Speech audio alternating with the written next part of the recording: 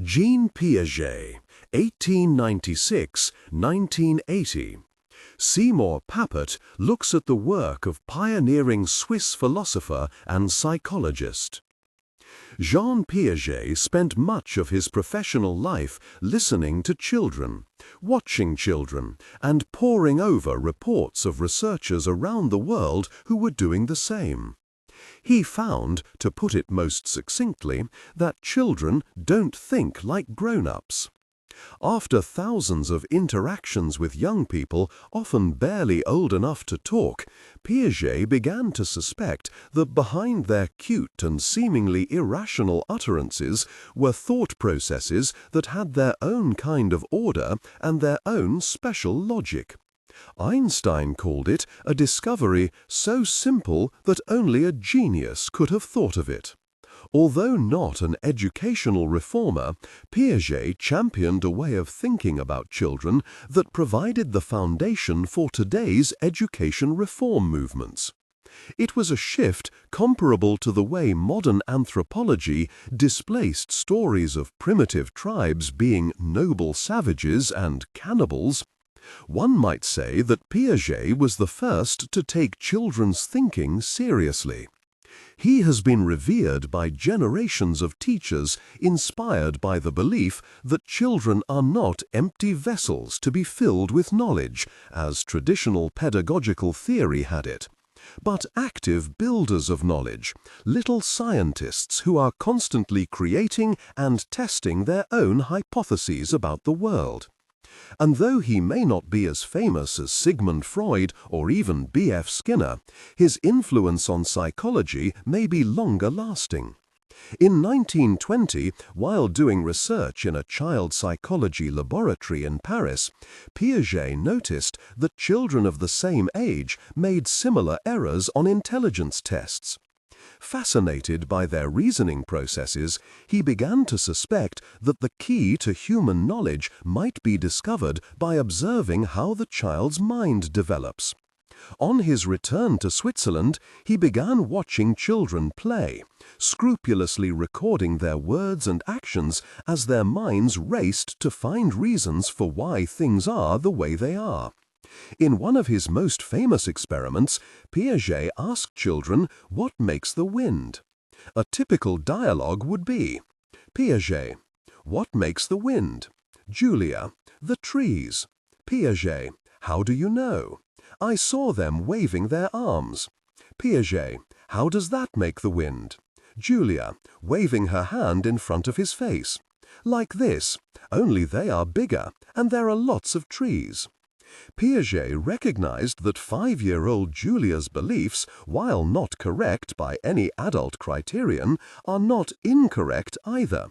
They are entirely sensible and coherent within the framework of the child's way of knowing. Classifying them as true or false misses the point and shows a lack of respect for the child. What Piaget was after was a theory that the wind dialogue demonstrated coherence, ingenuity, and the practice of a kind of explanatory principle, in this case by referring to body actions, that stands young children in very good stead when they don't know enough or don't have enough skill to handle the kind of explanation that grown-ups prefer. Piaget was not an educator and never laid down rules about how to intervene in such situations. But his work strongly suggests that an automatic reaction of putting the child right may well be counterproductive. If their theories are always greeted by "nice try, but this is how it really is," they might give up after a while on making theories. As Piaget put it, children have real understanding only of that which they invent themselves. And each time that we try to teach them something too quickly, we keep them from inventing it themselves. Disciples of Piaget have tolerance for, indeed a fascination with, children's primitive laws of physics, that things disappear when they are out of sight, that the moon and the sun follow you around, that big things float and small things sink.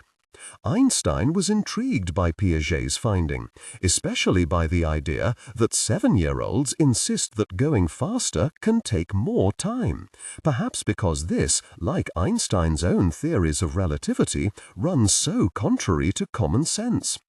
Although every teacher in training still memorizes Piaget's successive stages of childhood development, the greater part of Piaget's work is less well known, perhaps because schools of education regard it as too deep for teachers. Piaget never thought of himself as a child psychologist. His real interest was epistemology, the theory of knowledge, which, like physics, was considered a branch of philosophy until Piaget came along and made it a science. Through epistemology, Piaget explored multiple ways of knowing. He acknowledged them and examined them non-judgmentally, yet with a philosopher's analytic rigor. Since Piaget, the territory has been widely colonized by those who write about women's ways of knowing, Afrocentric ways of knowing, even the computer's ways of knowing. Indeed, artificial intelligence and the information processing model of the mind owe more to Piaget than its proponents may realize. The core of Piaget is his belief that looking carefully at how knowledge develops in children will elucidate the nature of knowledge in general.